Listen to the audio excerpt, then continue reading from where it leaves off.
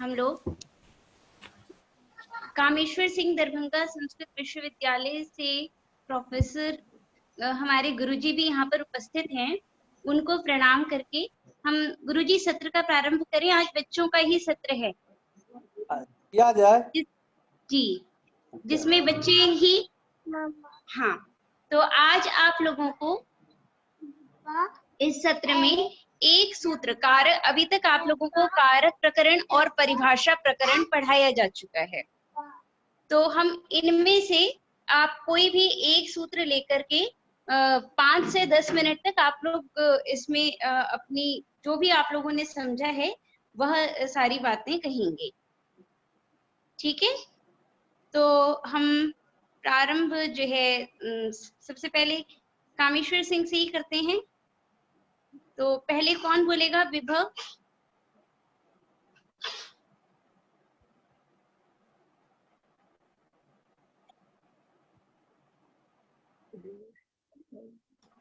विभव,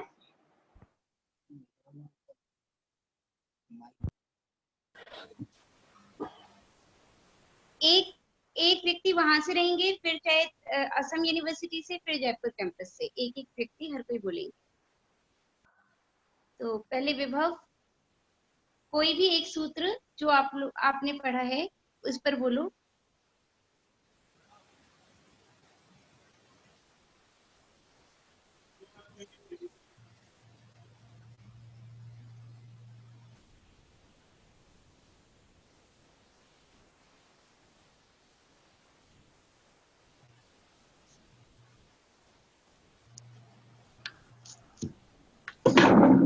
क्या हुआ मम्मा?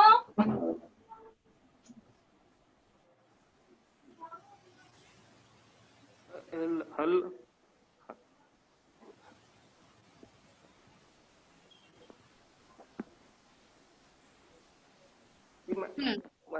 थोड़ा फ्रीक्वेंसी मिला रहा। हेलो हेलो, हाँ हाँ, मैं 5 मिनट में कर। हेलो जी जी, मैं 5 मिनट में बोलोगे? आवाज मैं फ्रीक्वेंसी मिला कर रहा हूँ थोड़ा। अच्छा ठीक है, तो प्रकाश कुमार झा।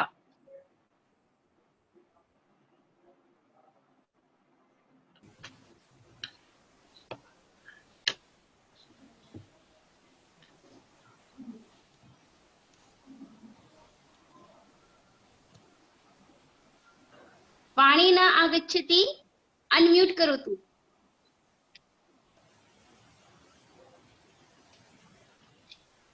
नमांसि नमांसि महोदय। नमो नमः। कः का अस्ति?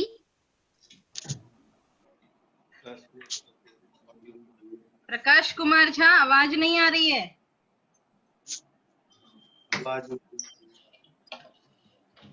क्या आवाज नहीं जा रही है? अब आ रही है, अब आ रही है। तो क्या मैम हमको बोल रहे हैं? हाँ हाँ, अच्छा,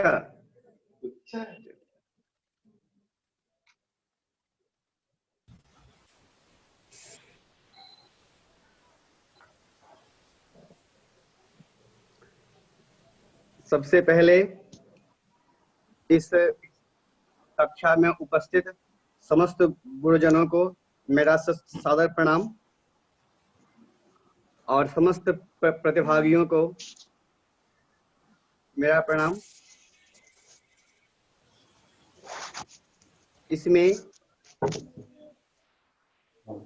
जो भी कोई न्यूनता रह जाए, त्रुटि हो जाए, उसका अवश्य मार्गदर्शन करेंगे, यह हमारी अपेक्षा है।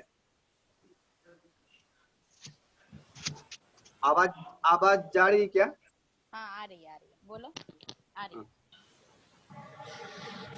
तर्हि अत्र अहं कारक प्रकरणात् रुच्यर्थानां प्रियमानः इति सूत्रम् अवलम्ब्य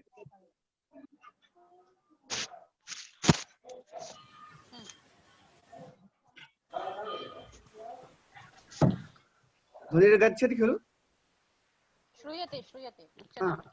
वदतु। कारक प्रकरणात् रुच्यर्थानां प्रियमाणः इति सूत्रम् अवलम्ब्य स्वविचारं मया प्रस्तूयते।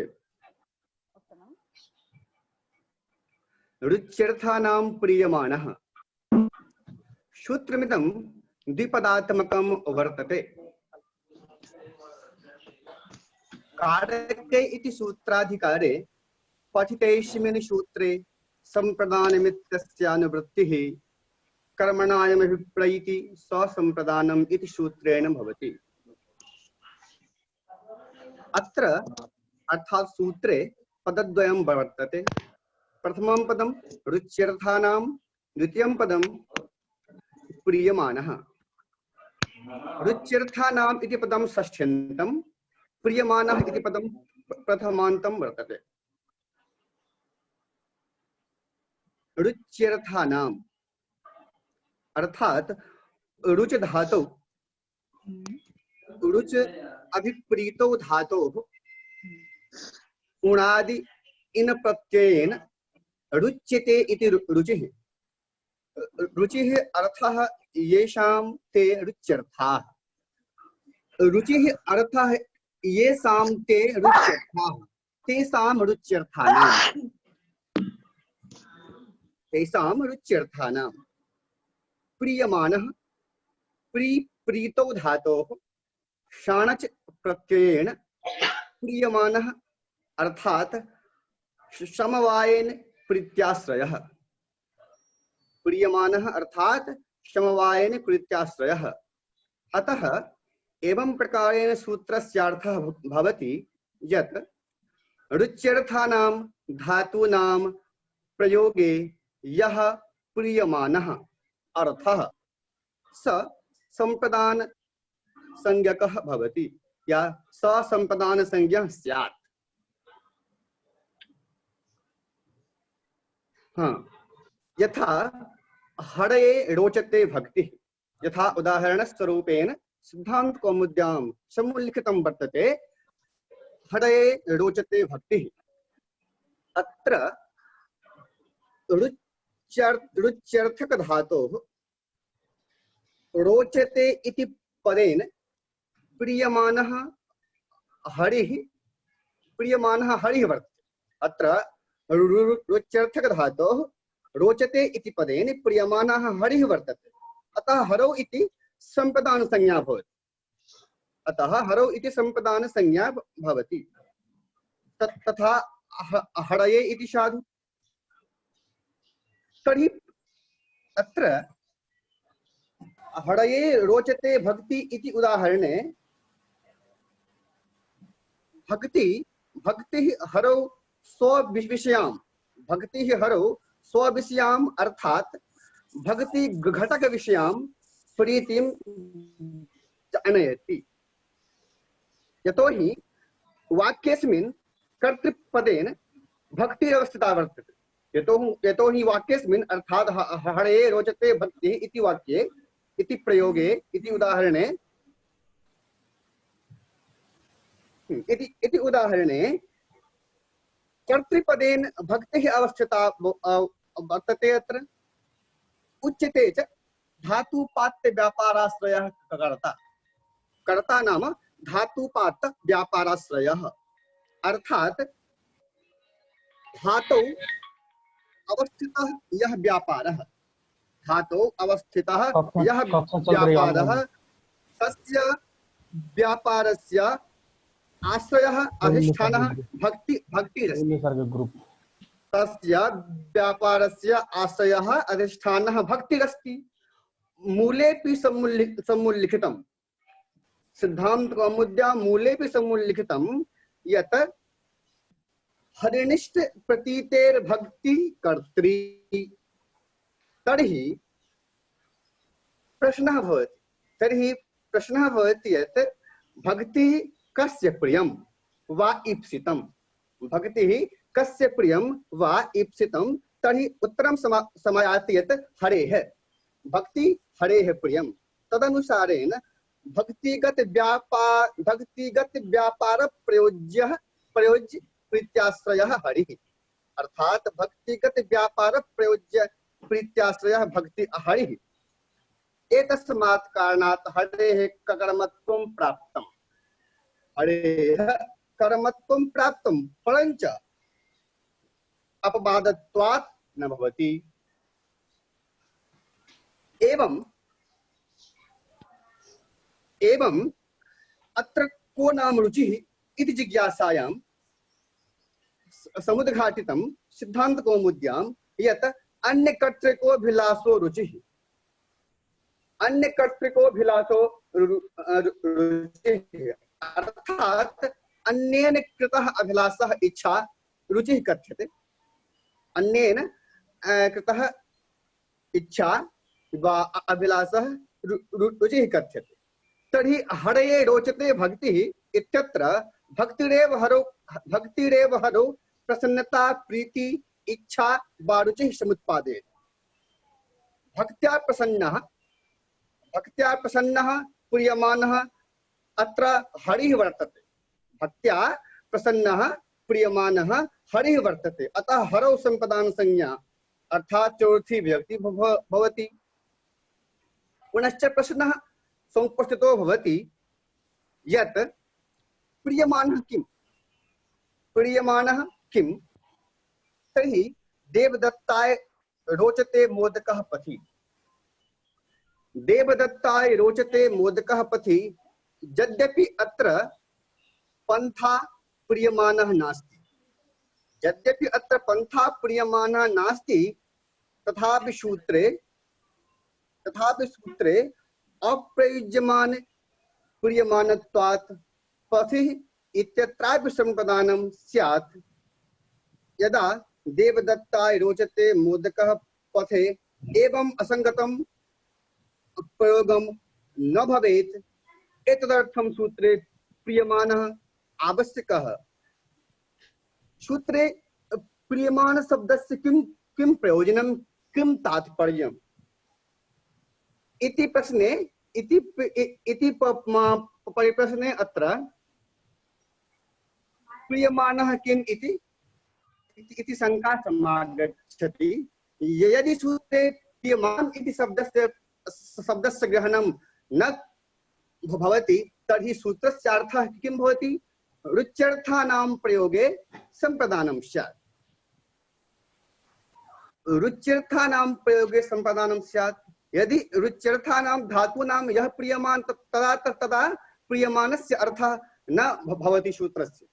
केवलं रुच्यर्थानां धातूनां प्रयोगे एव संप्रदानं स्यात् इति सूत्रस्य अर्थः भवति। यदा एवं सूत्रस्य अर्थः भवति तदा देवदत्ताय रोचते मोदकः पथि इत्युदाहरणे पथि इत्यत्रापि पथि इत्यादौ अपि संप्रदान संज्ञायाः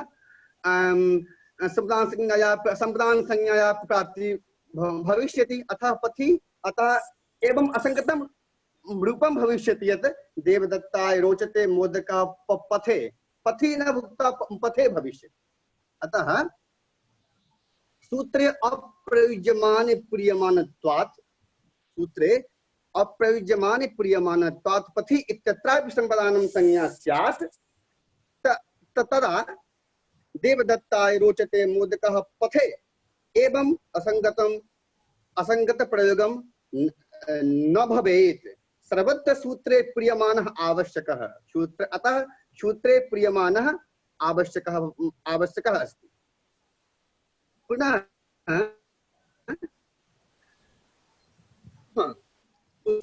आवश्यकः अस्ति। मोदकेन अत्र उदाहरणे मोदकेन प्रीयमानः देवदत्तः अस्ति न तु पपन्था।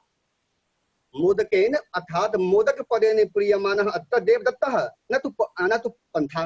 अतः पथि प्रीयमानत्वाभावः वर्तते।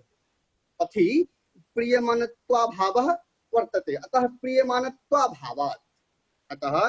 प्रीयमानत्वाभावात् न संप्रदानम्। प्रीयमानत्वाभावात् न संप्रदानम्। अतः देवदत्ताय रोचते मोदकः पथि इति एवं रूपं सिद्ध्यति। मोदकस्य कर्मः देव मोदकस्य कर्म देवदत्तः न तु पंथा अत्र। पंथा अत्र अत्र आधारः वर्तते। सूत्रानुसारेण अपवादत्वात् कर्म निरस्ते जाते सति प्रियमाणस्य देवदत्तस्य संपदान संज्ञा तत्र चतुर्थी व्यक्ति भवति। पथः आधारत्वात् आधारोधिकरणम् इत्यनेन अधिकरण संज्ञा भवति। तदा देवदत्ताय रोचते मोदकः पथिः इति एवं रूपं सिद्ध्यति। अतः एवं प्रकारेण रुच्यर्थानां प्रियमाणः इति सूत्रस्य व्याख्यानं वा सूत्रस्य चर्चा मया प्रस्तुता। शोभनं रूपेण प्रस्तुतम्। परन्तु अत्र मम मनसि एका शंका समागता अस्ति। एकः प्रश्नः अस्ति प्रष्टव्यम्। अवश्यमेव पृच्छतु। सूत्रे वर्तते रुच्यर्थानां प्रियमाणः। सूत्रम् अस्ति रुच्यर्थानां प्रियमाणः। तर्हि रुच्यर्थानाम् अत्र षष्ठी बहुवचनं वर्तते। रुच्यर्थानां तर्हि अत्र अस्य पदस्य अर्थो भवति यत् रुच्यर्थानां धातूनां प्रयोगे यः प्रियमाणः तस्य संपदानं स्यात्। तर्हि अत्र अस्ति रुच्यर्थानां धातूनां प्रयोगे, अर्थात् न केवलं रुच धातोः प्रयोगे, अपितु रुच्यर्थका ये धातवः सन्ति, रुच्यर्थका ये धातवः सन्ति तेषां धातूनां प्रयोगे संपदानं स्यात् इति सूत्रेऽस्मिन् प्रयुक्तस्य पदस्य अर्थः वर्तते। तर्हि केवलं रुच धातोः प्रयोगे संपदानं न स्यात्, अर्थात रुच्यर्थका ये धातवः सन्ति तेषां सर्वेषां धातूनां प्रयोगे संपदानं स्यात्। तर्हि यदि एवं प्रयोगः क्रियते यत् बालकाय मोदकः इच्छते तदा एवं रूपम् अपि भवितुम् अर्हति। क्योंकि रुच धातोः अर्थः इच्छा अभिलाषा भवति। तर्हि रुच धातोः तर्हि एषः अर्थः ये धातवः स्वीकुर्वन्ति तेषां प्रयोगे अपि संपदानं भविष्यति।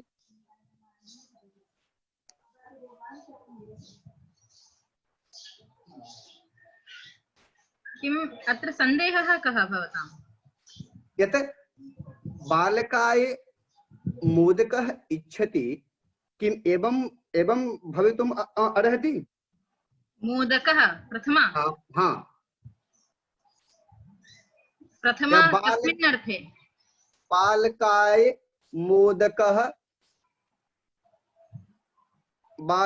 मोदकः इच्छति एवं रूपं सिद्ध्यति किम्? प्रथमा विभक्तिः अत्र कस्मिन् अर्थे भवान् कर्तुम् इच्छति?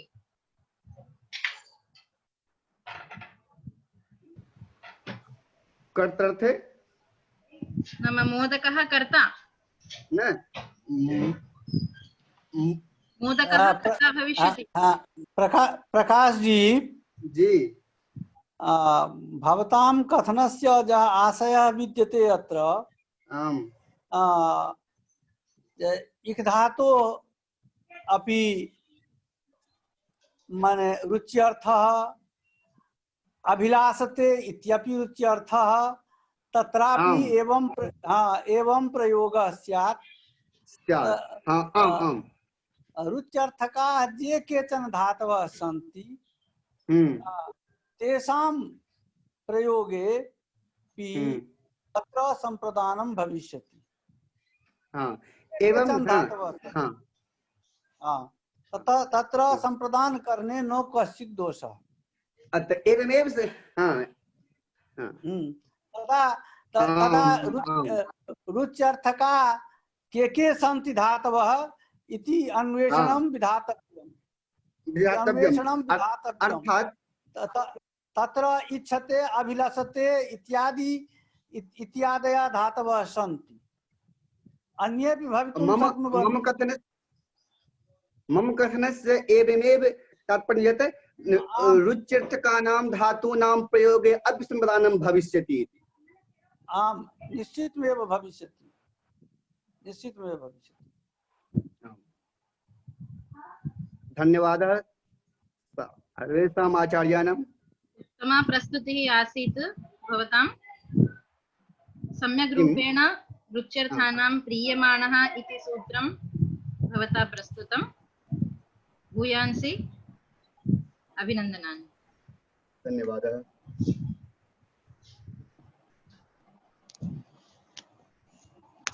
अग्रे कस्य अस्ति? मैडम आपकी आवाज नहीं आ रही है। महोदय भवत्याः ध्वनिः न आगच्छति। इदानीमेव जगद्गुरु रामानन्दाचार्य राजस्थान संस्कृत विश्वविद्यालयस्य आचार्याः राजधर मिश्र महोदयाः मम गुरवः अपि सम्प्राप्ताः सन्ति। नमस्ते आचार्याः। नमो नमः। नमो नमः सर्वेभ्यो नमो नमः। ते इदानीं व्याकरण विभागाध्यक्षाः अपि सन्ति। तेपि छात्राणां प्रस्तुतिं शुश्रूषन्ति, अतः एव तेपि एतदर्थम् आगतवन्तः। अस्तु, प्रथमं तावत् भवतां समेषां यद् व्याख्यानम् इदानीं भवति तद् भवतु नाम। तदनन्तरं यदि किमपि वक्तव्यं स्यात् तदा एव अहं किमपि वक्ष्यामि। इदानीं भवतां समेषां यो हि कार्यक्रमः प्रसृतो वर्तते तस्यैव सञ्चालनं भवेन्नाम तदेव वरम्। परञ्च यत्र कुत्रापि किमपि वक्तव्यं स्यात् अथवा किमपि अपेक्षितं स्यात् तदहं वक्ष्यामि। अतः प्रथमं भवतां समेषाम् एव कार्यक्रमः इदानीं भवेत् इति अहं मन्ये, तदेव रुचिकरं स्यात्। अथवा कस्मिन्नपि विषये किमपि वक्तव्यं यत् भवेत् मम कृते तदा भवन्तः निर्दिशन्तु, तदनुसारं किमपि वक्ष्यामि। अवश्यमेव। स्वागतं महोदय। स्वागतं। भवतां स्वागतं। स्वागतं। भवताम् आगमनेन एतदपि शोभितं वर्तते इदानीम्। अस्तु अस्तु, नैव तथा नास्ति। ममापि सौभाग्यं, तद्यो हि मम जन्मस्थानं वर्तते, कर्मस्थानम् अपि वर्तते। सर्वेपि तत्रत्याः आचार्याः पूज्याः सन्ति, एवं च तत्रत्याः सर्वेपि अध्यापकाः अपि आत्मीयाः एव, छात्राः अपि आत्मीयाः एव। अथापि तत्र आगन्तव्यं, किमपि तत्र दृष्ट्वा आनन्दम् एव अनुभवामि, एतदर्थमेव आगतोऽस्मि। मम वाणी गच्छति किम्? केवलं किमस्ति, छात्राणां कृते अयं तावत् मम अभिप्रायः, यत् किमपि अस्माभिः उच्यते, यत् किमपि वा कर्तव्यं, तत् सूत्रस्य अथवा कस्यापि पदस्य निर्वचनं सम्यक्तया यथा संगतिः स्यात् तथा तत्र करणीयं भवति। केवलं किं भवति, सारांश कथनेन वस्तुतत्त्वस्य ज्ञानं न भवति। अतः प्रतिपदं सूत्रस्य निर्वचनं स्यात्, तस्य संगतिः यदि स्यात् तद्भवति वरम्। अन्य कारक विषये, परिभाषा विषये च तावत् किमस्ति, तावत् तस्य स्वरूपं कथं तस्य निर्वचनं कृतम् अस्ति, तेन किम् अस्माभिः ज्ञायते, शास्त्रकाराणां किम् अभिमतं वर्तते, एतत् सर्वम् अभिलक्ष्य एव संगतिः अस्माभिः कार्या। तदनन्तरं किं भवति, झटति विशेष विश्लेषणं भवति, संगतिश्च तत्रापि अस्माभिः दृश्यते। यथा मन्ये प्रातिपदिकार्थ इत्यादि सूत्रे अथवा इदानीं भवद्भिः उक्तं रुच्यर्थानां प्रीयमाणः इत्यत्र प्रीयमान पदार्थः कः, कथं तस्य हरे रोचते भक्तिः इत्यादि स्थले प्रीयमान पदार्थस्य संगतिः कथं स्यात्, एतत् सर्वमपि किमपि तत्त्वं वेद्यं भवति। अतः सूत्रार्थ दिशा यदि अस्माभिः निर्वचनं क्रियते चेत् तद्वरं भवति। अर्थ रुच्यर्थानाम् इत्यत्र अर्थपदेन किं ग्राह्यं वर्तते, कथं, यतोहि तत्र प्रतिपद विधानं यत्र कुत्र भवति तत्र तयेव धातवः गृह्यन्ते। कथम अत्र अर्थपदस्य उपादानं कृतमस्ति सूत्रे, तत्र प्रियमान पदार्थः कः वर्तते, रुचिपदेन तत्र अस्माभिः किं गृह्यते, एतत् सर्वमपि तत्र द्रष्टव्यं भवति। अस्तु, भवन्तः एव किमपि कथयन्तु, तदनन्तरं यद् किमपि अपेक्षितं स्यात् तदर्थमेव मम स्थानं स्यात्, तदेव अहं मन्ये वरम्।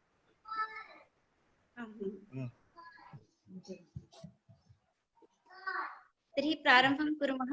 इदानीं दीपकवाच्यः अस्ति वा? कः? इदानीं विभवः किं वदिष्यति? विभवः आवाज आ रही है ना? हाँ हाँ क्लियर है आवाज, बोलिए। नेट में कुछ बाधा आ गई थी उसमें, वाईफाई में। हाँ, आरभ्यते।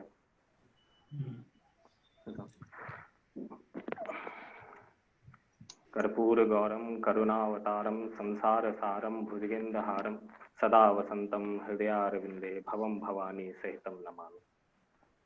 नमोस्तु शब्द विद्या कल्पिकेभ्यो नमो गुरुभ्यः नमो विद्वद्भ्यः। सर्वादो स्वगुरुं नमस्कृत्य अनेक शास्त्रावच्छिन्न वैयाकरणेषु अनेक भेदावच्छिन्न प्रतियोगिताक भेदकाभ्यः अस्माकं स्नातकोत्तर व्याकरण विभागस्य वैयाकरणेभ्यः नमो वाकं प्रशास्य अद्य अस्माभिः करण संज्ञा विधायकं संज्ञा सूत्रं साधकतमं करणम् इति सूत्रस्यास्योपरि व्याख्यानं विधीयते। तर्हि साधकतमं करणम, यहाँ इस सूत्र में दो पद है, साधकतमम और करणम। तो पहले साधक क्या है? तो साधयति निष्पादयति कार्यम साधक। ये साध से नूल प्रत्यय निकला है, मतलब निष्पादक अर्थ में। क्रियते अनेन इति करणम, क्री करने लुट, यह स्पष्ट ही है। तो इसकी व्याख्या पर आते हैं, तो सिद्धांत कौमुदी में लिखी है, क्रिया सिद्धौ प्रकृष्टोपकारकम करण संज्ञम स्यात्। मतलब क्रिया की सिद्धि में जो कर्ता को अत्यधिक सहायता पहुंचाता है वह करण कारक है। वस्तुतः सहायता तो बहुत पहुंचाते हैं, लेकिन जो अत्यधिक सहायता पहुंचाते हैं, यहाँ इसीलिए साधक से तमक प्रत्यय हुआ। तमक मतलब जैसे हमने उसमें द्वितीय विभक्ति में पढ़ा था, कर्तुरीप्सितम, मतलब जो सबसे ज्यादा इप्सित हो। जैसे दुष्यंत की इतोपि और भी बहुत प्रेम पत्नियां थी, लेकिन उन सभी में शकुंतला सबसे अधिक प्रेयसी थी, सबसे अधिक प्रियतमा थी। तो उसी तरह जो भी और कारण है, उसमें जो सबसे अधिक कारण है, सबसे अधिक इष्टतम कारण है। तो जैसे इसकी अच्छी व्याख्या के लिए अष्टाध्यायी के टीकाकार वामन जयादित्य ने काशिका में भी लिखा है, जो क्रिया सिद्धो यत प्रकृष्टोपकारकम विवक्ष्यते तत् साधकतमम कारकम करण संज्ञम स्यात्। मतलब प्रकृष्टोपकारकम, यहाँ पे सिद्धांत कौमुदी में तो इसका उदाहरण नहीं दिया है, वहां पे वामन जयादित्य ने दिया है दात्रेण लुना। वैसे इस पे बाद में आते हैं, पहले लौकिक उदाहरण पे आते हैं। जैसे कि यहाँ पे हम कहते हैं प्रकाशः मुखम प्रक्षालयति, तो मुखम कथम प्रक्षालयति, जलेन मुखम प्रक्षालयति प्रकाशः। तो यहाँ जो है प्रक्षालन क्रिया, यद्यपि इसमें हाथ भी सहायक है, वो जल पात्र भी सहायक है, जल पात्र से जो हम जल निकालने के लिए गिलास या मग लेते हैं वो भी सहायक है, परंतु यहाँ जो सबसे अधिकतम जो सहायक है, प्रकृष्ट कारण है, वो है जल। क्योंकि अगर जल पात्र नहीं रहेगा, हम नल से काम चला लेंगे, किसी और वस्तु से चला लेंगे। अब जैसे कोई कहेंगे जो हाथ की भी उपयोगिता है, अब जिसके हाथ नहीं होते हैं वो भी तो मुख से प्रक्षालन क्रिया करते हैं, लेकिन अगर जल ही ना हो तो प्रक्षालन क्रिया संभव ही नहीं है। इसलिए जो प्रकृष्टोपकारण है वही उसी की करण संज्ञा होती है। अब यहाँ काशिकाकार के उदाहरण पे आते हैं। उन्होंने कहा दात्रेण लुनाति, यहाँ लु छेदने धातु है। दात्र मतलब वो कुछ अस्त्र है, वो अस्त्र विशेष का नाम है, उससे छेदन किया जा रहा है। तो यहाँ दात्र जो है वो सबसे प्रकृष्ट कारण है छेदन में। इसी तरह परसुना छिन्नति, यहाँ छिद द्वैधी करने रुदादिगण में शायद पठित है ये धातु, तो उससे छेदन क्रिया होता है। इसीलिए यहाँ जो प्रकृष्ट कारण है परसु से ही हम छेदन क्रिया करते हैं, इसीलिए इसी की करण संज्ञा होगी। इसी को न्यास में भी प्रकृष्ट शब्द को स्पष्ट किया गया है। प्रकृष्टम इत्युक्ते अत्यंतम उपकारकम, जो अत्यंत उपकारन हो। वहां न्यास में ये भी लिखते हैं प्रकृष्टेना प्रकर्षेनोपकारकम प्रकृष्टोपकारकम यद क्रिया सिद्धि विषयम प्रकर्षेना उपकारकम विवक्षितम तत्साधकतम। इसी जो क्रिया के प्रकृष्टोपकारक हो, क्रिया की सिद्धि में जो प्रकृष्टोपकारन कारण जो विवक्षित है उसी को हम साधकतम कहते हैं। ऐसे सिद्धांत कौमुदी की बाल मनोरमा टीका में भी कहा गया क्रिया सिद्धो को मतलब क्रिया उत्पत्तो, क्रिया को कर क्रियायाम जनयितव्यानाम यत सहाय भूतम तद उपकारकम इति उच्यते। जो अतिशयतम साधकम, जो सबसे अधिक जो साधक हो वही साधकम इति व्याप्यारानंतरम क्रिया निष्पत्ति तत्प्रकृष्टकम, जिसके अनंतर क्रिया की निष्पत्ति हो जाए। जैसे एक और उदाहरण देते हैं, जैसे कोई स्नान करता है, अब स्नान करता है, स्नान करने के लिए बहुत सी वस्तु, जैसे अगर मान लीजिए झरने से नहाता है, वह नल से नहाता है, उसके लिए टंकी चाहिए, पाइप चाहिए, साबुन आदि चाहिए, इत्यादि सब कुछ चाहिए। लेकिन नहाना रूपी जो क्रिया है वो जल से ही संपन्न हो सकता है। यद्यपि नल हो, टंकी हो, पाइप हो, साबुन हो और जल ही ना हो तो हम कहेंगे जो वो जल नहाना रूपी क्रिया जो वो सिद्ध हो सकती है, स्नाति क्रिया सिद्ध हो सकती है? नहीं, उसके लिए जल की ही आवश्यकता है। ये ना भी हो, केवल जल हो, फिर भी स्नान क्रिया संपूर्ण हो जाएगी। क्यों? क्योंकि वो प्रकृष्टोपकारण है, सबसे अत्यंतम कारण है। इसी बात को तत्वबोधिनीकार ने भी कहा है, ज्ञानेन्द्र सरस्वती ने, प्रकृष्टेति यद व्यापारानंतरम फल निष्पत्ति तत्कृष्टकम, जिसके बाद फल की निष्पत्ति हो जाए वही प्रकृष्टक है। अब यहाँ एक और प्रश्न सिद्धांत कौमुदीकार उठाते हैं, जो साधक जो शब्द है इसमें तम प्रत्यय क्यों जोड़ा गया? अगर हम नहीं जोड़ते तो क्या हो जाता? तो इसमें यहाँ कहा गया, सबसे पहले तो यही देखना है इन्होंने जो यहाँ करण संज्ञा की, तो करण संज्ञा क्यों की? यहाँ पे महावैयाकरण पंडित दीनबंधु झा जी ने कौमुदी मूलार्थ विद्योतनी में भी इस बात का उल्लेख किया है।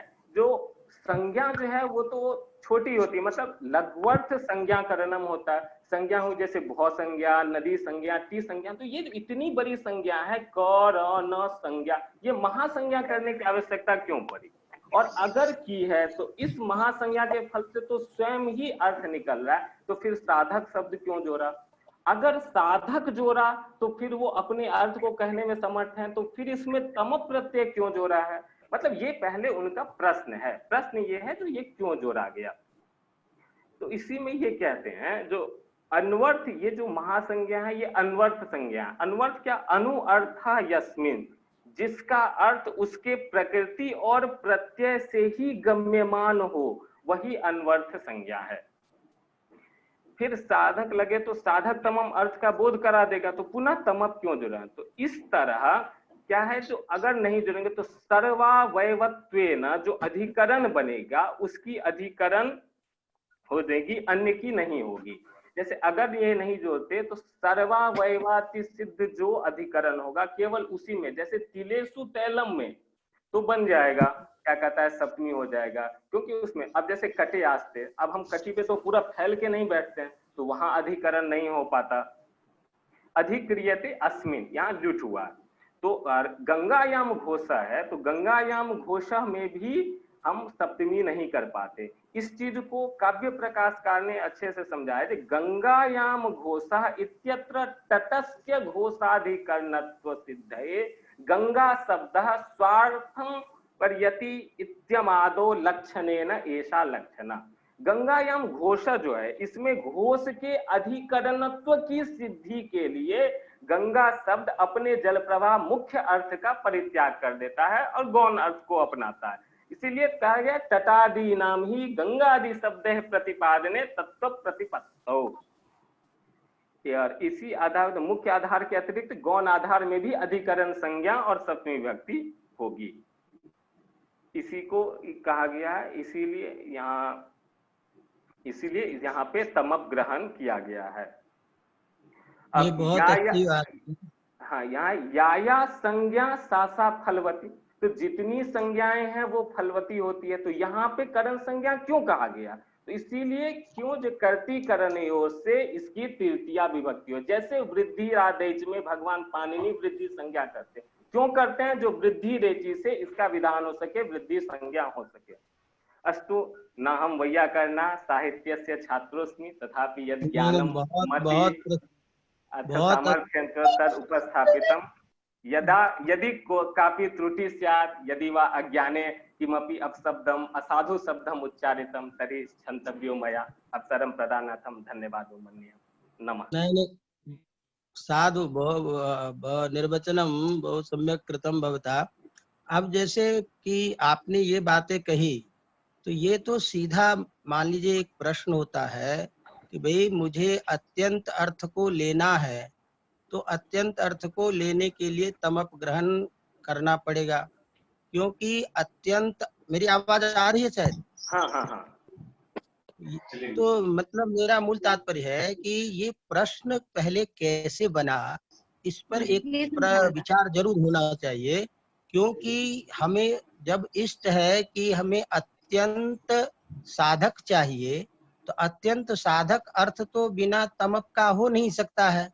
तो ऐसी स्थिति में यह प्रश्न ही करना अनुपपन्न है कि तमप ग्रहण क्यों किया, क्योंकि अत्यंत अर्थ को बताने के लिए हमें और कोई साधन नहीं है। ये प्रश्न तो तब उपयुक्त होता कि बिना तमप ग्रहण किए ही अत्यंत अर्थ हमारा यदि उपलब्ध हो जाता है, तो फिर ये तमप ग्रहण आपने क्यों किया। क्योंकि हमको तमप ग्रहण इष्ट है, पहले तो ये संकल्प हो जाए कि हम अत्यंत उपकारक की ही करण संज्ञा करेंगे। अब यदि तमप ग्रहण किए बिना अत्यंत अर्थ आ जाता, तब जाकर के ये प्रश्न अनुपपन्न हुआ, और फिर उसका निराकरण हमको गंगायाम घोषा इत्यादि में जो समाधान दिया वो करना है। तो ये भी एक विचारणीय पक्ष है कि तमप अर्थ की उपपत्ति कैसे संभव है और किस हिसाब से ये प्रश्न बना कि तमप ग्रहणम व्यर्थम निरर्थकम वा, उसका समाधान हमको ढूंढना है। तो जैसे कि ऊपर से ये साधक शब्द जो है, साधनोति क्रियाम, ये जो है क्रिया को सिद्ध करने वाला, तो साधक भी यही चीज है। और कारके की अनुवृत्ति आ रही है, तो कारक का भी मतलब होता है क्रियाम निष्पादयति, तो क्रिया को जो करे वही कारक भी है, क्रिया को जो सिद्ध करे वही साधक ही है। तो कारक की अनुवृत्ति जब आ रही है पूर्व सूत्र से, तो कारक और साधक दोनों अपने आप मिल करके अत्यंत अर्थ को बता देगा। अब जब अत्यंत अर्थ आपको अभिप्सित है, तो अत्यंत अर्थ तो आ ही गया, पुनः तमप ग्रहणम कथम। तो ये प्रश्न तब जाकर के बनता है जिसका समाधान देते हैं कि देखिए, इस तरीके से यदि हम अर्थ लाएंगे, कारक की अनुवृत्ति के सामर्थ्य से यदि हम अत्यंत अर्थ लाएंगे, तो यही अनुवृत्ति आधारोधिकरण में भी जाएगा। आधारोधिकरण में भी जब इस तरह से अत्यंत अर्थ की उपस्थिति जाएगी, तो वहां भी अर्थ होगा, अत्यंत जो अधिकरण होगा वही पर में सप्तमी विभक्ति होगी। ऐसी स्थिति में गंगायाम घोषा में तो सर्वावयवत्वेन वहां उपस्थिति अधिकरणत्वेन है नहीं, तिलेषु तैलम में तो हो जाएगा, लेकिन इस तरह से वहां गंगायाम घोषा में ये सप्तमी विभक्ति नहीं हो सकती।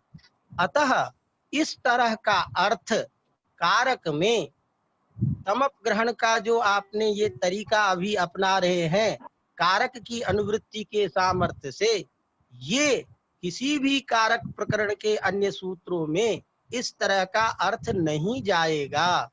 इस बात को ज्ञापन करने के लिए यहाँ तमप ग्रहण को इस अनुवृत्ति से मान रहे हैं, और व्यर्थ होकर के ये एक नियम किया कि कारक के अधिकार में कहीं भी इस तरह के अर्थ को हम ले सकते। तो यह नियम यदि नहीं होता, इसी प्रक्रिया से तमपग्रहण यदि हम कर लेते तो ये आगे जाके समस्या होती, इसको रोकने के लिए तमपग्रहण चरितार्थ हो जाता। तो थोड़ा सा इस तरीके से भी अपने को विषय को साफ लेकर के चलेंगे तो और भी अच्छा होगा। और चूंकि आप लोग अभी अध्ययनरत हैं और देखते हैं किताब, तो इस बात से बहुत आगे के लिए अच्छा रहता है। तो यही थोड़ा सा मेरा कहना था। और बहुत अच्छा चल रहा है, आप सबको बहुत बहुत मेरी शुभकामना है। और मैं आपसे के साथ जुड़ा, आपके आचार्य जी को भी प्रणाम, दयानंद जी भी दिखाई दे रहे थे, उन सबको मेरा प्रणाम कहते हुए मैं अब आप सबसे विदा लूंगा। और शुभकामना के साथ मैं चाहता हूं कि मुझे अनुमति दे। तो और इसके लिए विशेष रूप से साधना शर्मा को, जिसने मुझे इस तरह के सुंदर कार्यक्रम में और उपस्थित होने के लिए आमंत्रित की, उसको भी बधाई। और आप सभी छात्रों को मैं अपनी शुभकामना देता हूं और इसी के साथ आप सबसे विदा लेता हूं। धन्यवाद। गुरु जी प्रणाम गुरु जी। और आप आए करके बहुत अच्छा लगा। धन्यवाद महोदय, सादरम नमो नमः। नमो नमः।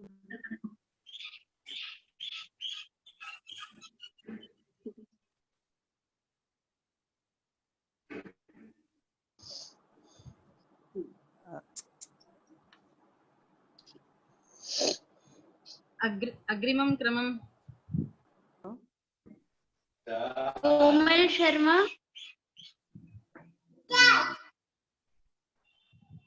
कोमल शर्मा। Yes ma'am. हाँ, आप किसी भी कारक के एक सूत्र पे बोलें।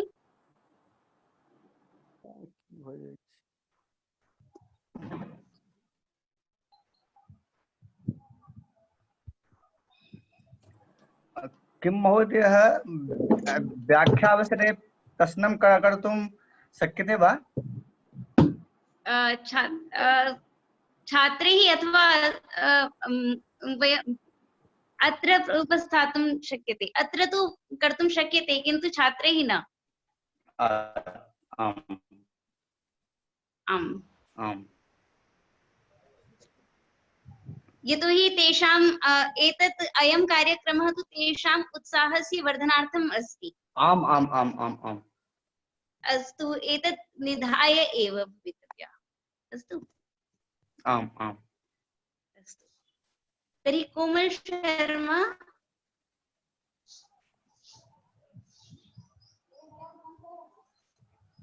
भवती एकं सूत्रं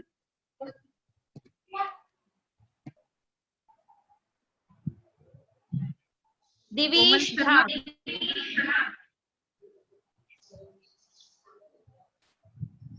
दिवेशः। जी मैम प्रणाम। हाँ बोलो, एक सूत्र पे। मैम आदिरन्तेन सहायता पे कुछ बोलना चाहता। ठीक है, हाँ वदतु वदतु। आदिरन्तेन सहायता प्रत्याहार विधायकं सूत्रम् अस्ति। आदिरन्तेन सहायता वृत्ति अस्ति अन्ते नेता सहित आदिर्ग मध्यगाणां स्वश्च संज्ञा स्यात्। त आदि अन्तेन सहिता, आदि कः? आदि अन्तेन सह इता।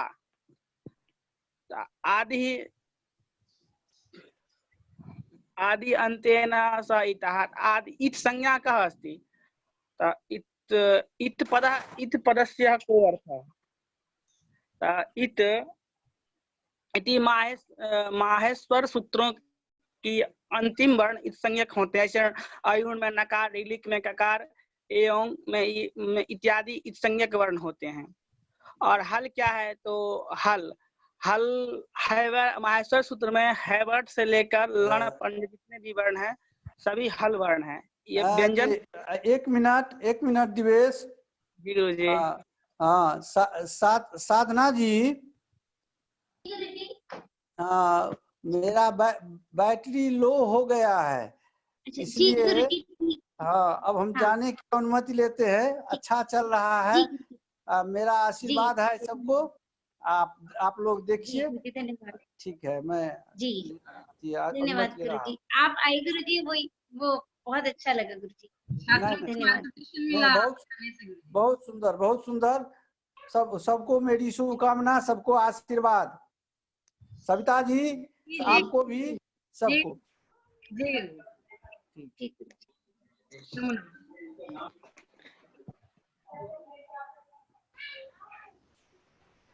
जी मैम।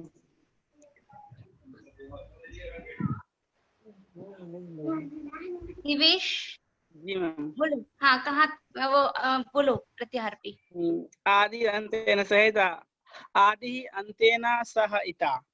तो आदि क्या है? तो आदि अयुण का जो अ से लेकर, और जैसे अच प्रत्याहार बनाना है तो अच प्रत्याहार में क्या कहेंगे, नहीं होगा मैम हमसे थोड़ा। क्या हुआ? नहीं हो रहा है। कोई बात नहीं, कोशिश करो, कोशिश करो, हिंदी में बोलो, कोशिश करो। अब प्रयास कीजिए, होगा। देख के बोलो, कोई चिंता नहीं।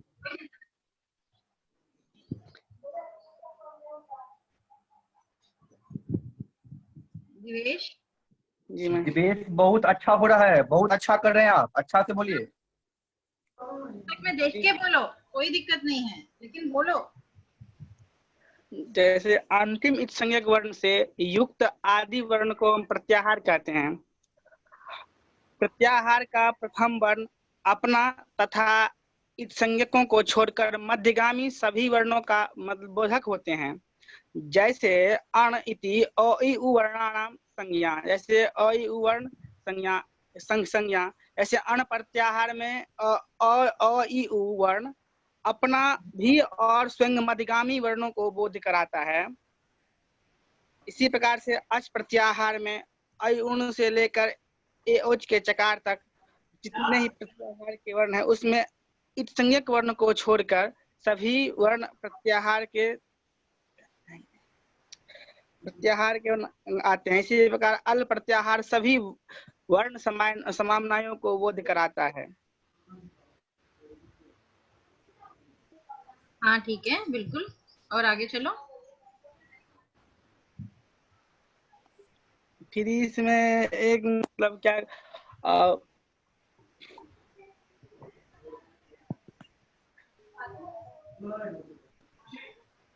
जैसे अण प्रत्याहार बताया, उसमें कितने वर्ण ग्रहण किए जाते हैं ये बताओ। अण प्रत्याहार में 3 वर्णों का ग्रहण होता है, अ इ उ का। अण का क्या हुआ? अण कहाँ चला गया? अण की इत्संज्ञा हो जाती है। अण इत्संज्ञक वर्ण है क्योंकि हलंत्यम उपदेशे अंत्यम हल स्यात् कहा गया है। तो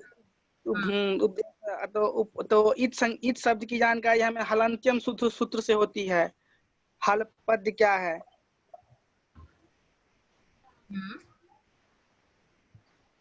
संज्ञा होके क्या हो गया उसका?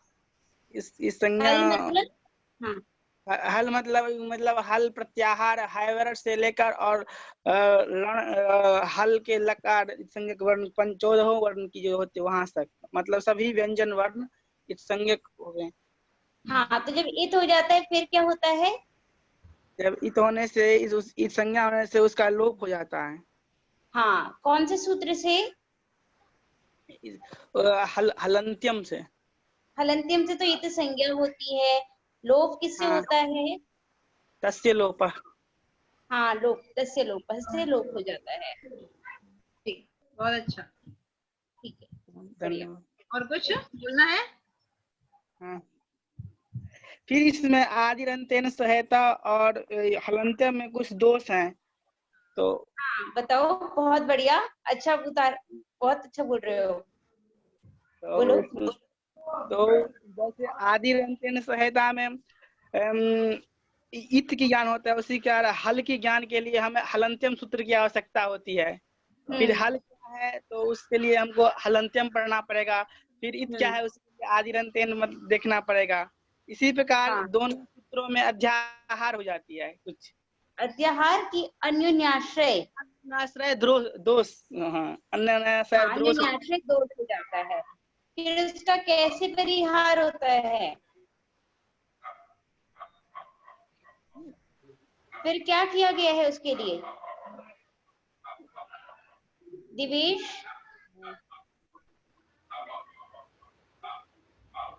दिवेश सुन पा रहे हो हमारी बात? फिर उसका हलंत्यम सूत्र से उसकी अनुवृत्ति किया गया है। आवृत्ति किया गया है या आवृत्ति किया गया? आवृत्ति की गई। इतना याद नहीं है।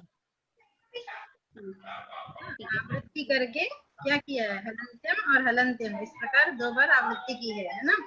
हाँ, दुरावृत्ति। हाँ, तो दोनों सूत्रों का अर्थ बता पाओगे?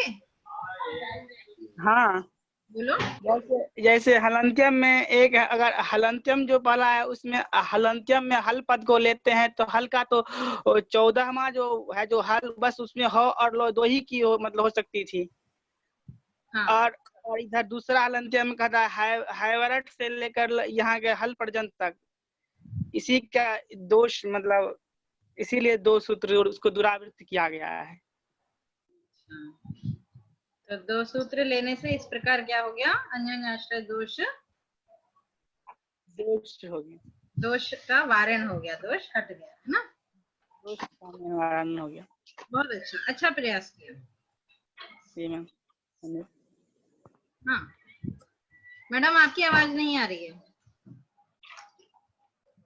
आगे से तैयारी करके बोलना है और अच्छे से। जी मैम। प्रयास आज का अच्छा रहा, लेकिन और अच्छा प्रयास करना है, ठीक है? हाँ प्रणाम। हाँ, खुश रहो दिवेश। दीन बंधु पांडे,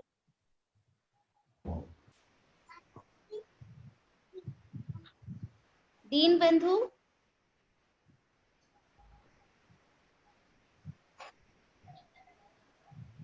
मेरी बात सुन पा रहे हो दीन बंधु?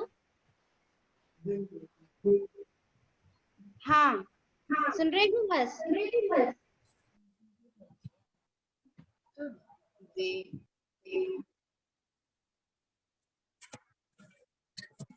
दीन बंधु पांडे ने शायद पूर्व की कक्षा नहीं ली है।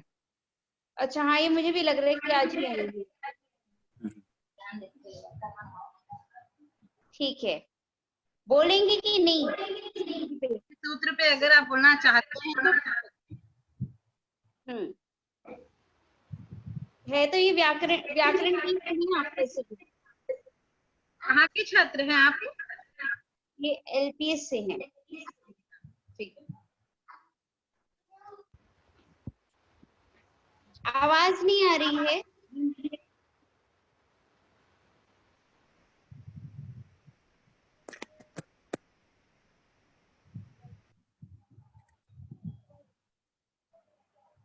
उनकी आवाज नहीं आ रही है।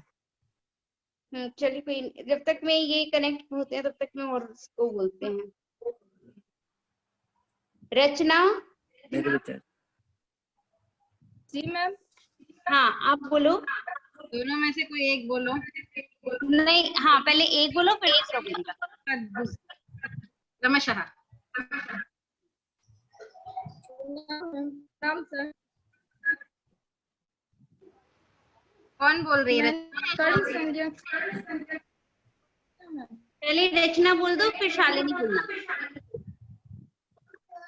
जी मैम। हाँ ठीक है।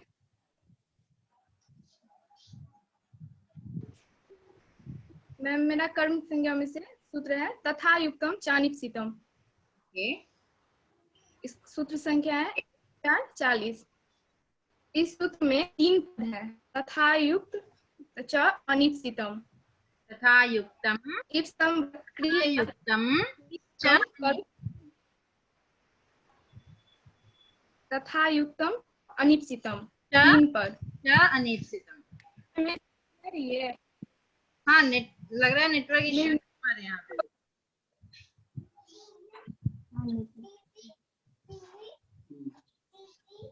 इप्सितं वत् क्रियया युक्तं अनिप्सितमपि कारकं कर्म संज्ञं स्यात्।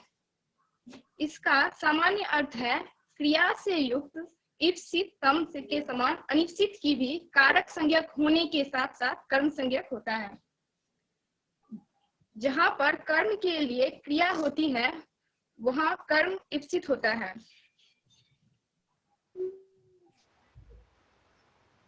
जिस प्रकार कर्ता की अत्यंत इप्सितम वस्तु क्रिया से युक्त होती है, उसी प्रकार कर्ता की अनिप्सित वस्तु भी यदि क्रिया से संयुक्त हो उसकी भी कर्म संज्ञा हो। जैसे हम उदाहरण ले लेते हैं, ग्रामम गच्छन् तिनम अस्पृशति, गांव को जाते हुए तिनके को छूता है। रचना कौन सा सूत्र बता रही हो तुम? कर्तरीप्सिततमं कर्म नहीं मैम, तथा युक्तम चानिप्सितम। हाँ चलो ठीक है। ग्रामम गच्छन् तिनम अस्पृशति। हाँ चलो ठीक है।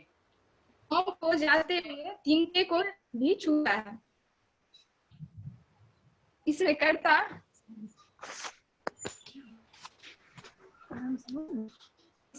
कर्ता ले लेते हैं। ग्रामम गच्छन् तिनम अस्पृशति।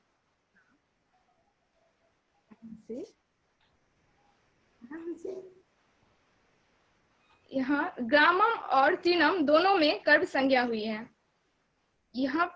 यहाँ राम की इच्छा गांव जाना है, लेकिन रास्ते में तिन को स्पर्श कर लेता है। तिन को स्पर्श करना उसकी अभिलाषा नहीं है। वह उसने यह नहीं सोचा होगा कि रास्ते में जाते हुए मैं तिनके को छूऊंगा।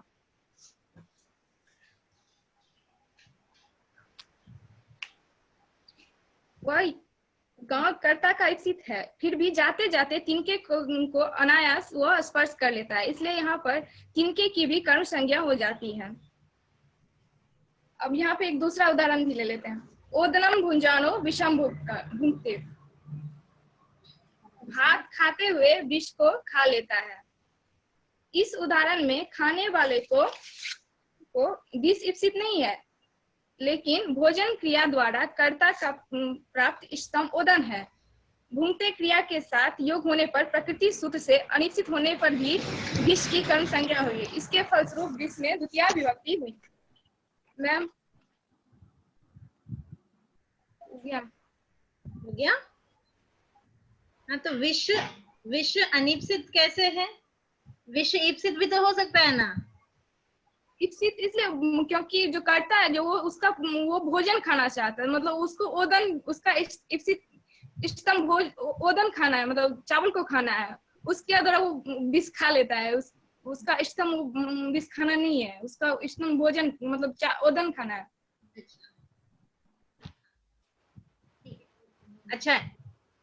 अच्छा प्रयास किया।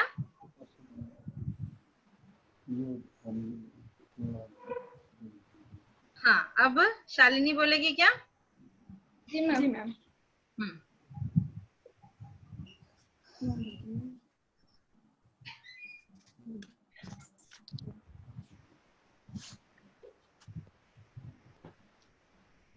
मैंने कर्म संज्ञा सूत्र और कथितंश लिया है मैम। कर्म संज्ञा सूत्र कौन सा? और कथितंश। बहुत अच्छी बात है। फिर कीजिए कथितंश। जैसे इसके स्पष्ट है अकथित अर्थात जो नहीं कहा गया है, इसके बारे में नहीं कहा गया या फिर क्या नहीं कहा गया है, इसके लिए हम व्याख्यान देखते हैं। आपादान आदि विशेषैर विवक्षितम कारकम कर्म संज्ञं स्यात्। अर्थात आपादान आदि से अधिकरण, संप्रदान इत्यादि जो भी है उससे जो अविवक्षित है वह इस सूत्र से कर्म संज्ञा कर्ता के अपनी इच्छा के अनुसार।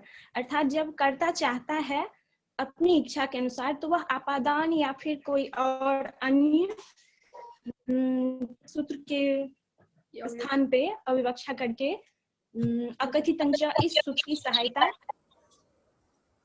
ले सकता है। आपादान आदि कारक की विवक्षा न होने पर अकथितंश सूत्र से कर्म संज्ञा कर सकता है। ठीक है। इस सूत्र की सहायता लेकर कर्म किया जा सकता है। तो यहाँ पे एक उदाहरण स्वरूप हम समझ सकते हैं क्या इसमें कर्म संज्ञा होगी, जो बाल मनोरमा में दिया हुआ है नटस्य शृणोति, अर्थात नट से संबंधित सत्य को सुनता है। तो क्या इसमें कर्म संज्ञा होगी? मैम आवाज आ रही है मेरी? आ रही है, बोलो। मैम आ रही है, आवाज आ रही है? हाँ। नट से संबंधित कर्म सुनता है, इसमें कर्म संज्ञा नहीं होगी। क्यों नहीं होगी? नट से संबंध रखता है, नट से संबंधित कथा है। यहाँ पे षष्ठी विभक्ति अर्थात संबंध कारक हुआ है। तो यहाँ पे इच्छा जगती थी कि धातुओं की कर्म संज्ञा संबंध कारक नहीं होगा। क्या मैम? संबंध कारक नहीं है। सुनोती उदाहरण अब यहाँ पे दिया है किन धातुओं की, किन धातुओं से यहाँ पे नटस्य शृणोति, किन धातुओं से कर्म संज्ञा होगी। तो एक श्लोक है, दुह यच्च पच दंड रुधि प्रक्षी चिब्बु शासु जिमथ मुषम कर्म युक्त शाद कथितं तथा शानी ह्री विश्वहाम। आवाज आ रही है मैम? आपकी आवाज नहीं आ रही है मेरी तरफ। हाँ आ रही है, हम लोगों ने म्यूट कर रखा है इसलिए हम आवाज नहीं आ रही, आपकी आवाज सुननी है हमें। इस श्लोक के द्वारा बताया गया है दूह धातु अर्थात दूहने के अर्थ में, गान दोग्धी पाया इस तरह का उदाहरण ले सकते हैं, याद अर्थात मांगने के अर्थ में, बलिंग भिक्षुदेव वसुधाम। अब और फिर दूसरा है दुहियाच पच है, तंडुलान ओदनंग पचती, दंड दंड यानी दंड देने के अर्थ में जो है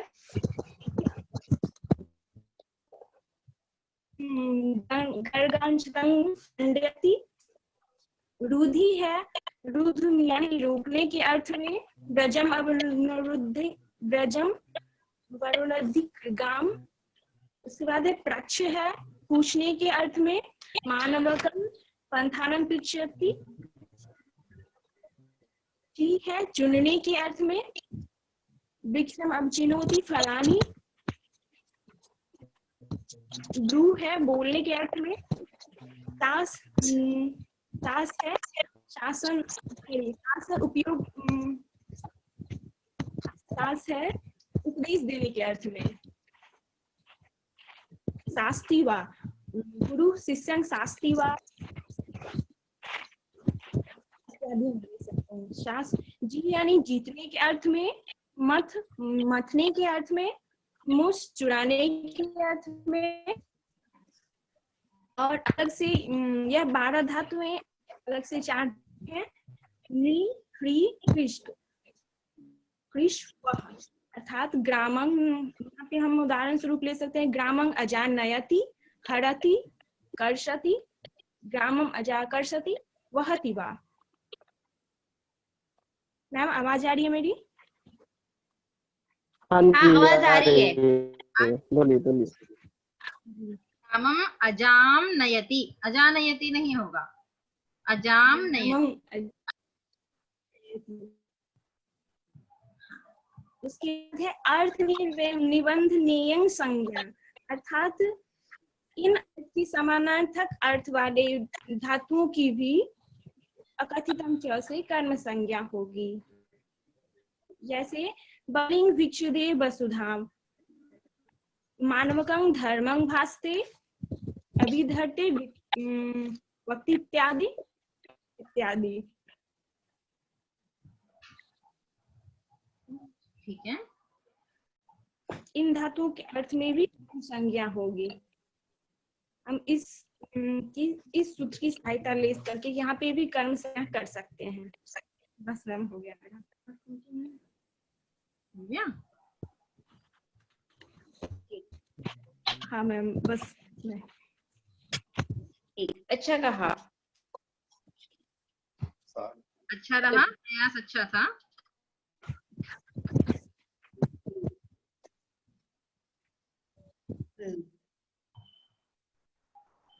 शाश्वत मिश्र जी, मेरी आवाज आ रही है? हाँ हाँ बोलिए।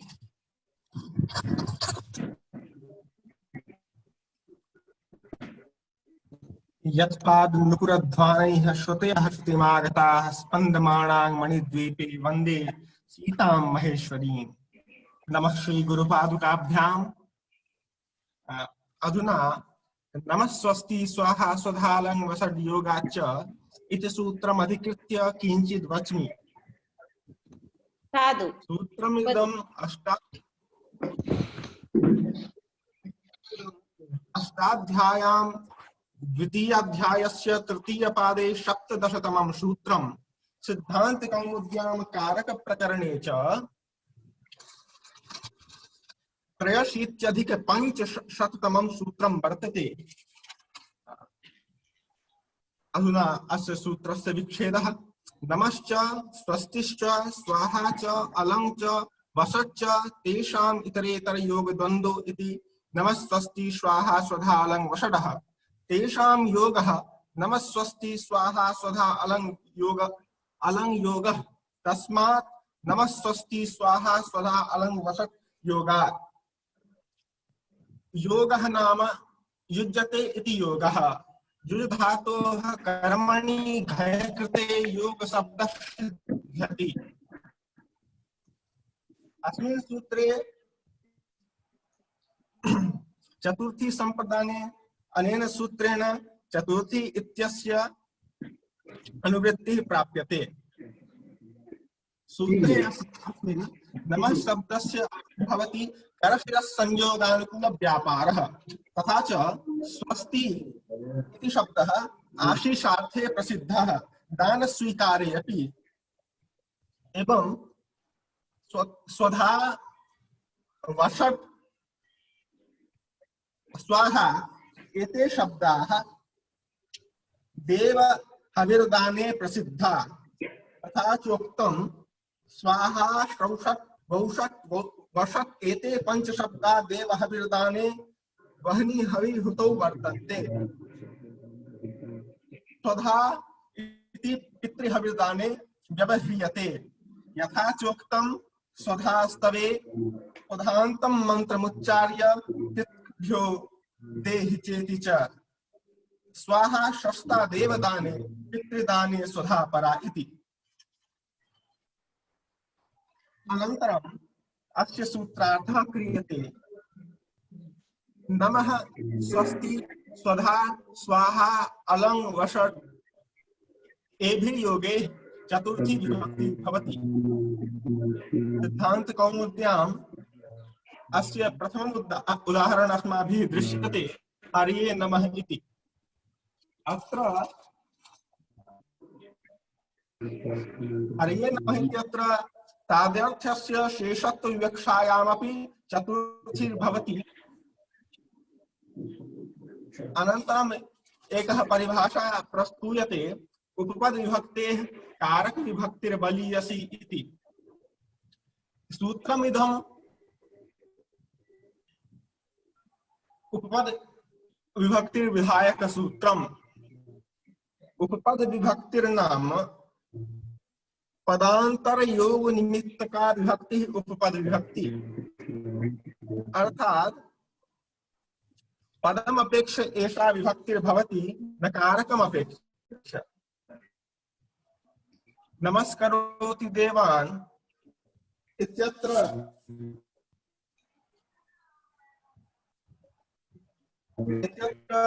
यद्यपि अनेन सूत्रेण चतुर्थी विभक्तेः प्राप्तिर्भवति तथापि कारक विभक्तेर्बलत्वात् अत्र नमः योगे देव शब्दे द्वितीया विभक्तिर्भवति।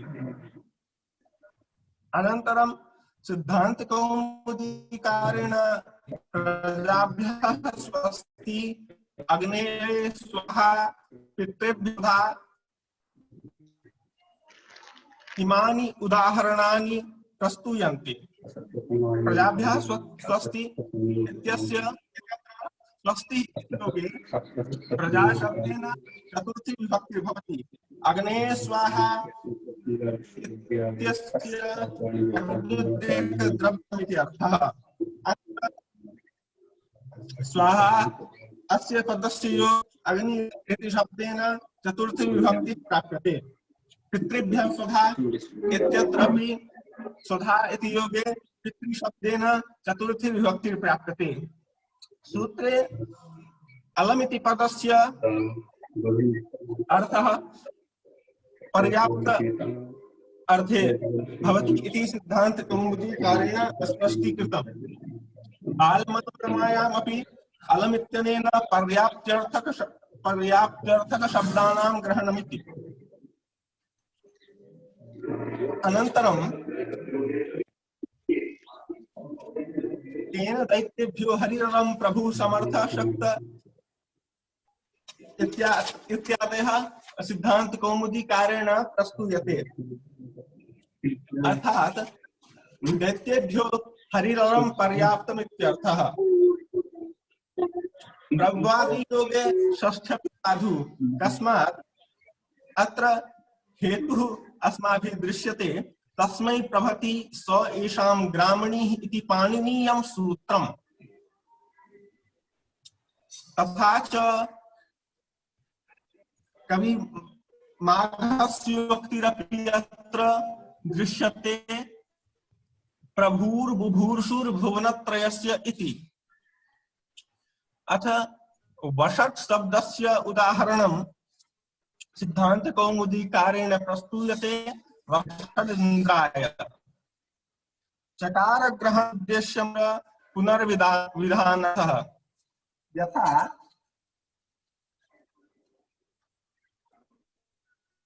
चतुर्थी चाशिष्या युष्मद्र भद्र कुशल सुखार्थ हिते अनेन षष्ठी विभक्ते प्राप्ति भवति।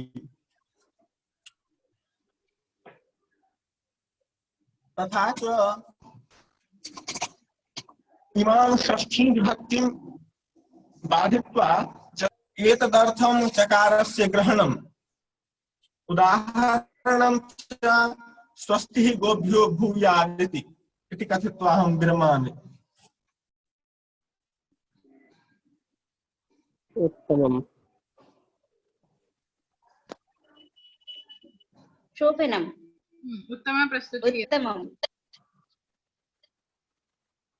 उत्तमं प्रतिपादितम्। धन्यवादाः। अत्र नमो नृसिंहाय अत्र किमपि वक्तुं समर्थः अस्ति वा? किम्? नमो नृसिंहाय इति प्रयोगः। नमस्ते नृसिंहाय इति प्रयोगः यः अस्ति तत्र किमपि किञ्चित् प्रतिपादयतु यत् शक्नोति। नमो नृसिंहाय इत्यत्र नृसिंहाय अनुकूलयितुं नमस्कारः इत्यर्थः अस्माभिः प्राप्यते।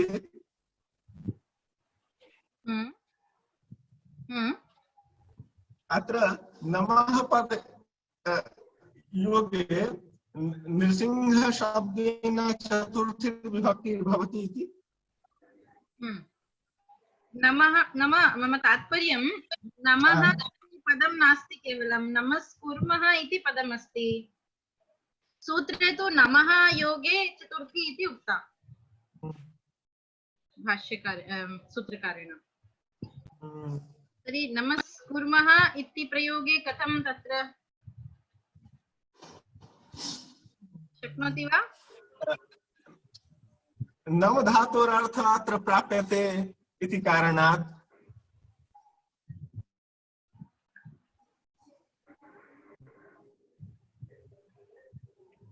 नव धातोरर्थः अत्र प्राप्यते।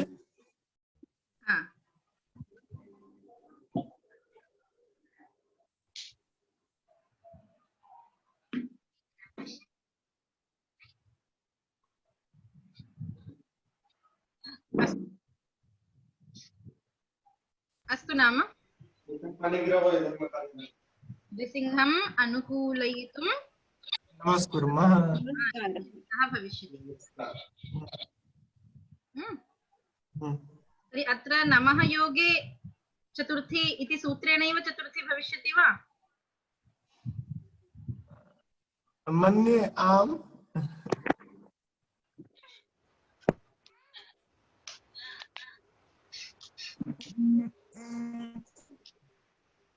पश्यतु, एकवारं ध्यानं ददातु। अन्यः कश्चित् वक्तुम् इच्छति? आम्, एकः वर्तते अवशिष्टः, भारतेन्दु झा। इदानीम् एकः एव अयमेव अवशिष्टः। ओम स्तुता मया वरदा वेदमाता प्रचोदयन्तां पावमाने द्विजानां आयुः प्राणं प्रजां पशुं कीर्तिं द्रविणं ब्रह्मवर्चसं मह्यं दत्त्वा व्रजत ब्रह्मलोकम्। नमः सर्वेभ्यो गुरुभ्यो। अद्य पाणिनि अष्टाध्यायी कारक प्रकरणे कर्तुरिप्सितमं कर्म इति सूत्रम् अहं व्याख्याम् उपस्थापयामि। सर्वप्रथमं कर्तुरिप्सितमं कर्म। कर्तुः क्रियया आप्तुम् इष्टतमं कारकं कर्म संज्ञं स्यात्।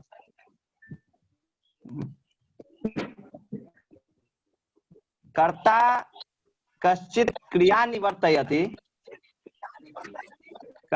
कर्ता कश्चित् क्रियां निवर्तयति, तया क्रियया कश्चित् फलं जायते। तच्च फलं यत्र सम्बन्धं भवति तत् कर्म संज्ञा प्राप्नोति।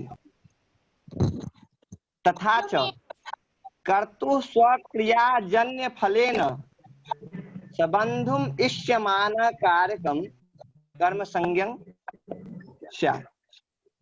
यथा उदाहरणम् अस्ति अत्र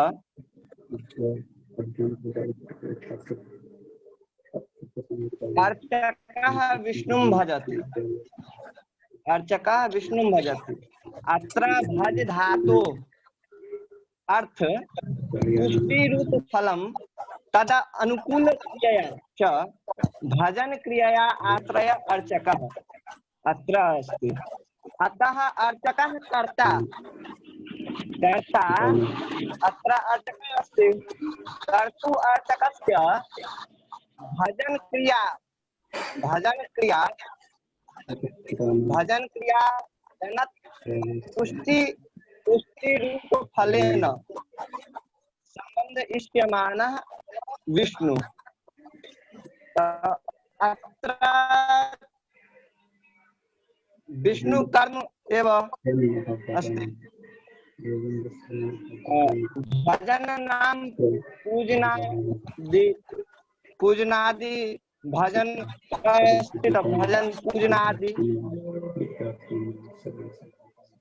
परिचरणात्मकं क्रिया अर्चकः करोति। तत् परिचरणात्मक क्रियया विष्णु तुष्टि भवति। अर्चकः भजन क्रियया विष्णु तुष्टि रूपं फलं भवतु इति इच्छया खलु प्रवर्तते। पाचकः तण्डुलं पचति। पाचकः तण्डुलं पचति। अत्र पच धातो अर्थ विक्लिप्ति रूपम फलम तद अनुकूल क्रियया च पाक क्रियया आश्रयः पाचकः कर्ता। कर्तु पाचकस्य पाक क्रियाजनक विक्लित रूप फलत्वेन संबंधुम् इष्यमानः तण्डुलः। अतः तण्डुलं कर्म भवति। एतद् अत्र ज्ञातव्यं यत् अत्र पाचकः पाकक्रिययां निवर्तयति। तण्डुले विक्लिप्तिरूपः विकारः जायते। तो स्वपाक क्रिया तंडुलम विक्लित रूप विकारः विक्लित रूप फलम जायतम इक्षया एवं पाचकः वर्तते। सर्वेषां अत्र विशेषः अस्ति, अत्र विशेषः जो सर्वेषां धातूनाम् अर्थः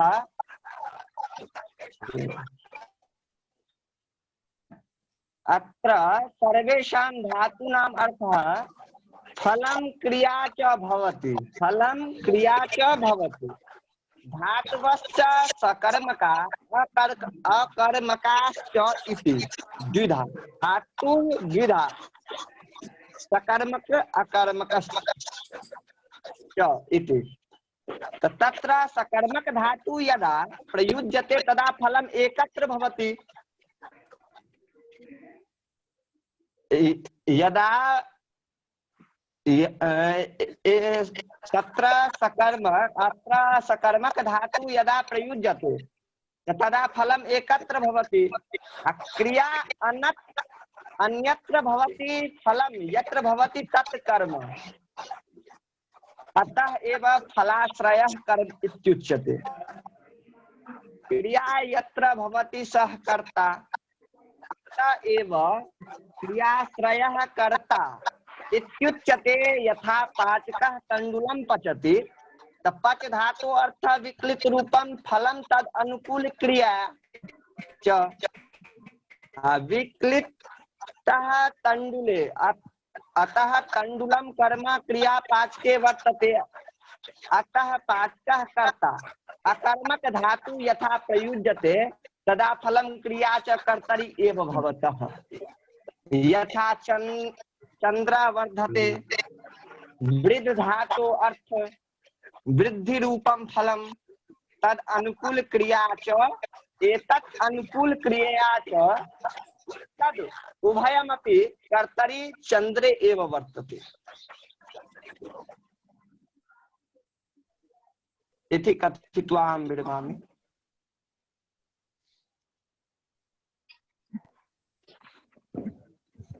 साधु प्रतिपादितम किंतु क्रिया यत्र भवति तद् न क्रियां यः करोति सः कर्ता।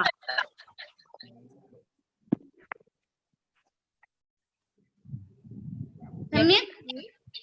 यथा विक्लित्तिं यः करोति सः कर्ता भवति,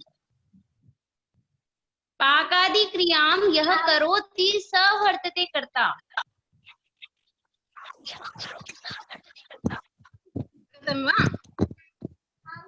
यथा भवान् उक्तवान् क्रिया यत्र भवति आम् एवम् उच्यते चेत् क्रिया तु तण्डुले भवति,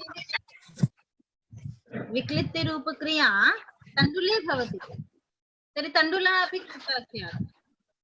विक्लित्ति रूप क्रियां कर्तुम् अग्निः अपि वर्तते, अग्निः अपि कर्ता स्यात्। विक्लित रूप जो तंडुला अस्ति, तो तंडुला कर्म अत्र अस्ति, तंडुला कर्म वर्तते। हाँ, वही कह रहे हैं कि क्रिया यत्र भवति, अगर ऐसा कहेंगे तो क्रिया जहाँ है कहाँ तंडुल में हो रही है, पाक क्रिया तंडुल में हो रही है ना, वो भी लग जाएगा। और जो आप विक्लित्ति को क्रिया कह रहे हैं ना, वो फल है, तो आप ये कह सकते हैं फल जहाँ होगा वो कर्म होगा, ठीक है। व्यापार जहाँ होगा वो करता होगी, ये बात सही है, लेकिन इस बात को बताना पड़ेगा व्यापाराश्रय और फलाश्रय कर्म, ऐसे करके बोलो, ठीक है। की शैली बहुत ही बढ़िया थी और ऐसा लग रहा था कि आपने जो बोला, कई बच्चों ने ऐसे भी बोला है कि समझ नहीं आ रहा, उनको भी पता चल रहा है, लेकिन आपने जो बोला है बिल्कुल समझ करके कहा है, ये बात आपके बोलने की शैली से पता चल रही है। अत्र अकर्मक धातु वर्तते पच धातु, नहीं पच धातु नहीं नास्ति, अत्र यः प्रयोगः वर्तते स पच धातु किं सकर्मक धातु रूपेण प्रयोगं भवति, सकर्मक एव वर्तते, पच धातु सर्वदा सकर्मक एव अस्ति। अस्तु। तो क्योंकि पकाने के लिए आपको कुछ ना कुछ चाहिए ना, किसको पकाओगे? तंडुलम, है ना? तो खाली पुलाव तो पकाना नहीं है, कुछ ना कुछ तो पकाना ही है। ठीक है, तो जिस चीज को आपको पकाना है वही कर्म बनेगा। ठीक है, और जैसे शेते क्रिया है या आस्ते क्रिया है, तो आस्ते जो क्रिया है वहां किसी चीज को नहीं आस्ते। ठीक है, उस आस्ते का कर्म उत्तर नहीं बनेगा, इसलिए वो अकर्मक होगी। लेकिन पचती में ऐसा नहीं, पचती धातु सर्वदा सकर्मक धातु है, अकर्मक नहीं है। ठीक है, अकर्मक धातु से कर्म संभव ही नहीं होगा।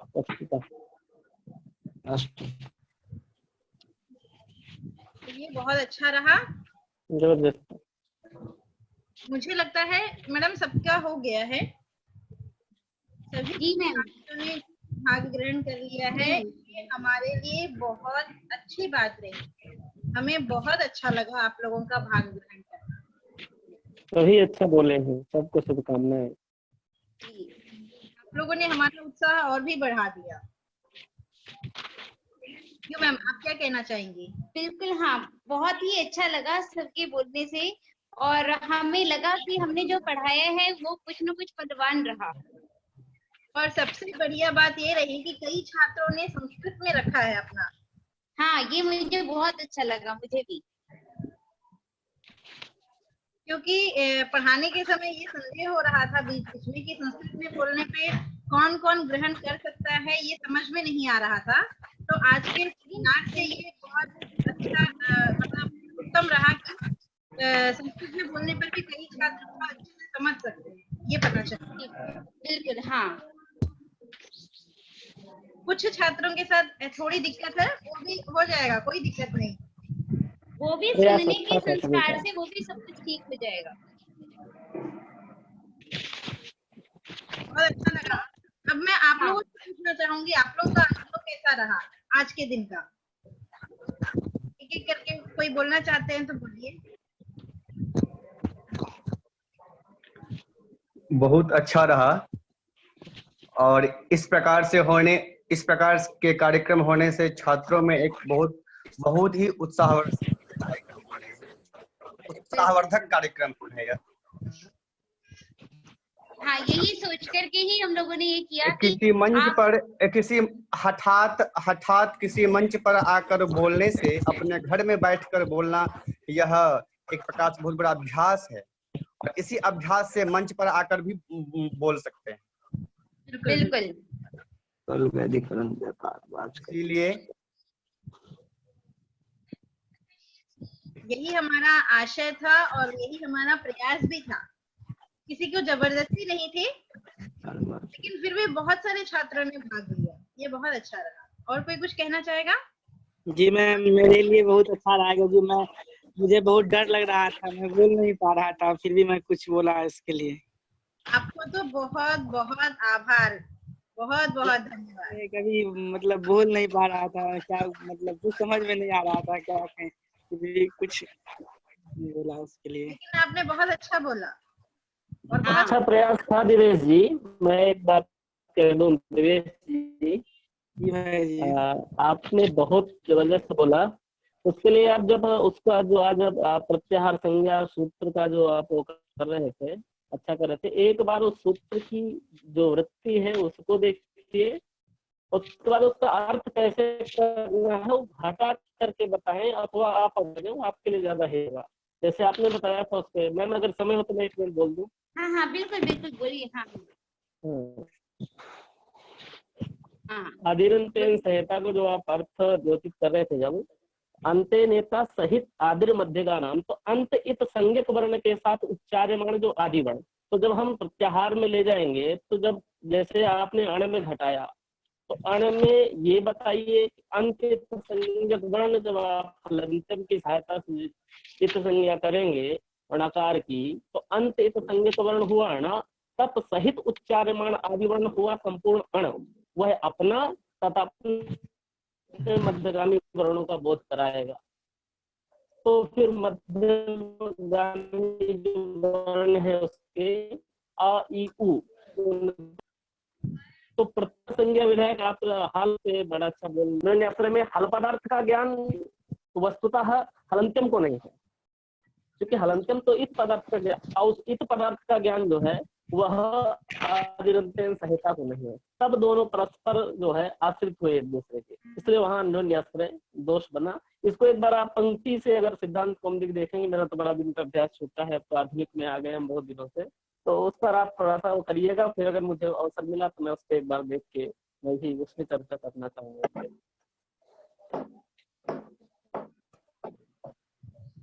धन्यवाद। हेलो। और अद्य अंतर्जाल पुटके छात्र सत्य संयोजितानां कामेश्वर सिंह दरभंगा संस्कृत विश्वविद्यालय सस्य व्याकरण विभागीय आचार्याणां डॉक्टर साधना शर्मा महोदयानां एवं च डॉक्टर एल सुब्बा आर्या महाभागानां असम विश्वविद्यालयस्य संयोजकरूपेण उपस्थितः गोविंद शर्मा महाभागानां सत्रे भागग्रहीतानां विद्यार्थिनीनां च सर्वेषां हार्दान् धन्यवादान् प्रकटयामहे। भवतामपि धन्यवादः। भवन्तः भवतां कृतेऽपि धन्यवादः। आप दोनों को भी बहुत बहुत प्रणाम। ये सबने बोला जरूर, लेकिन सहाय शक्ति आप ही लोग थे, इसीलिए आप लोग को विभवः बहु समीचीनं प्रतिपादितवान्। आम्, सम्यक् रूपेण प्रतिपादितवान्। मया विलम्बेन समागच्छन् आसम्, परन्तु यावत् श्रुतं समीचीनं, बहु समीचीनं प्रतिपादितवान् अस्ति विभवः। अतः विभवाय ये हमारे लिए बहुत बड़ी उपलब्धि है कि साहित्य के छात्र होते हुए भी बहुत अच्छे से प्रतिपादन किया विभव ने। हाँ, ये व्याकरण के छात्र नहीं है, जबकि बहुत विद्यालय में इनसे हमारा मिलन हुआ था एक क्षण का, उतने हमारा इनका संसर्ग है, लेकिन अच्छे योग्य विद्यार्थी हैं, परिश्रमी हैं। बहुत अच्छा लगा विभव, बहुत खुश है। मुझे भी बड़ी प्रसन्नता हुई विभव जी, आप बहुत प्रणाम भैया, आशीर्वाद भैया। बढ़ते रहो, प्रयास करते रहो इसी तरह से। मुझे कल सूचना मिली थी कि इसके मैम साधना मैम कुछ बता रही हैं, तो मुझे लिंक प्राप्त हुई थी कहीं से, मैंने कहा मैं भी शामिल हूँ। अभी यदवीर गुरु जी की शायद क्लास चल रही होगी इसके समाज पे। अच्छा, तो लेट हो गया उसमें, तो आज वीर जी की क्लास शुरू हो गई है। हाँ, 1 बजे से सेशन को खत्म करते हैं, आप लोगों को वहाँ ज्वाइन करना है, वहाँ ज्वाइन कर सकते हैं। हाँ, आप लोग, हाँ बिल्कुल, जिनको वहाँ पे ज्वाइन करना है। ठीक है, नमस्कार। पुनर्मिलामः। भारतम। श्रीवास्तु ते पंथाना। पुनः धन्यवादाः।